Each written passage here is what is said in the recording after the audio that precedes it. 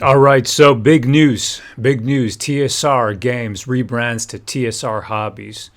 Now, I have already been speaking to Mr. Justin Lanassa, and he informed me that he has absolutely no grudge against Stefan Deinhardt, and he adores Mr. Jim Ward, and they wish GiantLands all the best.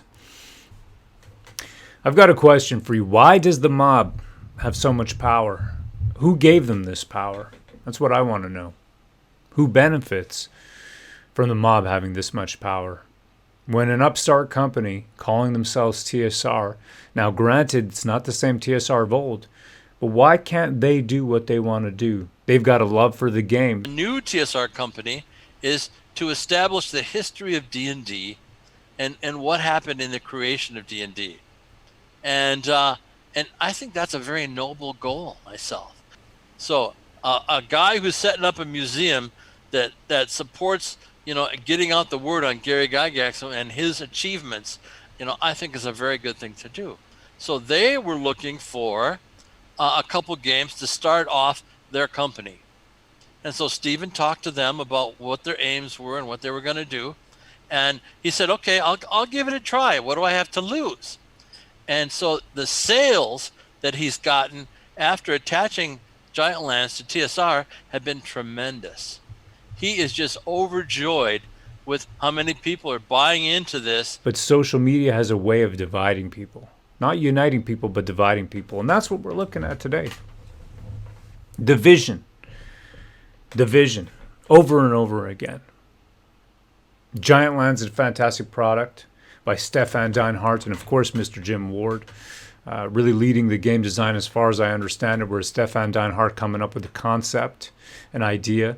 Ernie Gygax and Mr. Justin Lanassa having this great idea. Listen, we're going to use the TSR name and we're going to try to capture that spirit. That's what we're going to do. We're going to capture that spirit. We're not necessarily going to be the same thing. They knew it. They've said it before. I'm going to show you that clip.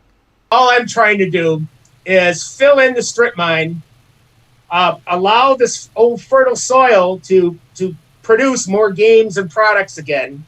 We're not going to be able to get back the diamond that was Dungeons and Dragons. Yeah. We'll be able to make things that might have chips of diamond material or whatever, but we're never going to see that great D&D diamond again, I don't think. But someday, something will be around. Hopefully it'll be made by TSR, but if not, I still hope to be alive and see the next great incarnation of gaming.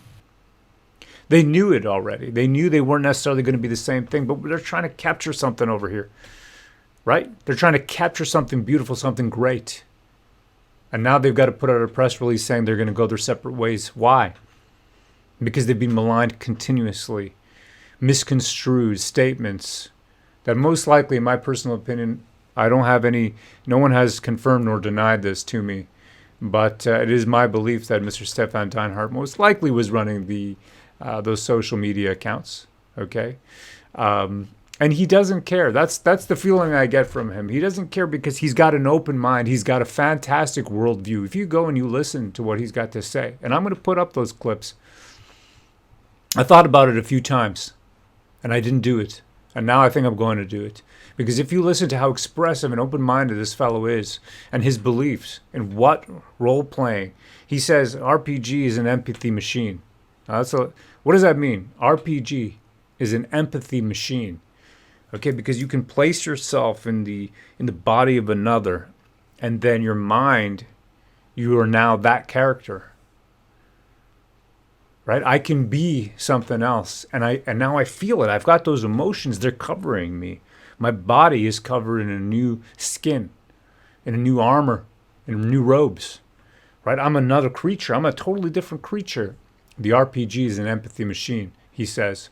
And I'm going to show you what he's got to say. I will be putting that out. It's fantastic stuff. Very, very interesting ideas. Next level, next generation ideas. But no, we've got to be here to the here and now, right? We're grounded again, down to earth, down to the dirt. Two men look through bars. One looks up and sees stars, and the other one looks down and sees dirt. Nay, brother, I tell you, nay. We've got to look beyond. I want to be beyond. Why can't I be beyond? Why do you need to tell me that an orc is this race and that race, and a goblin is this, and this is that, and this other thing is, you know, we have to cancel and remove everything that came before because these fellows were this and they were that. Untruths, number one, total untruths. And I put truth to a lie. Here's a video right over here talking about how this lady who was disabled, she played with everybody. Right? People whispering into the DM's ear, I can't hold the dice. I can't even hold the dice. Joubert, I can't even hold the dice. Beautiful. Absolutely beautiful. Tabletop role-playing games have always been for everybody. And long may they continue. TSR Games, Mr. Ernie Gygax and Justin Lanassa doing Tales for Tots, Star Frontiers card set, as well as an RPG that they're going to be coming up with. We'll see what they've got to offer. I can't wait to see what they've got to offer. And until then, I'm going to be looking at GiantLands, waiting on with bated breath. I can't wait. And I hope you join me as well. I want to see, let's see what we could play together. Right? Let's unite humanity through the magic of fantasy. Hail, brethren. Hail the war campaign eternal. Hail.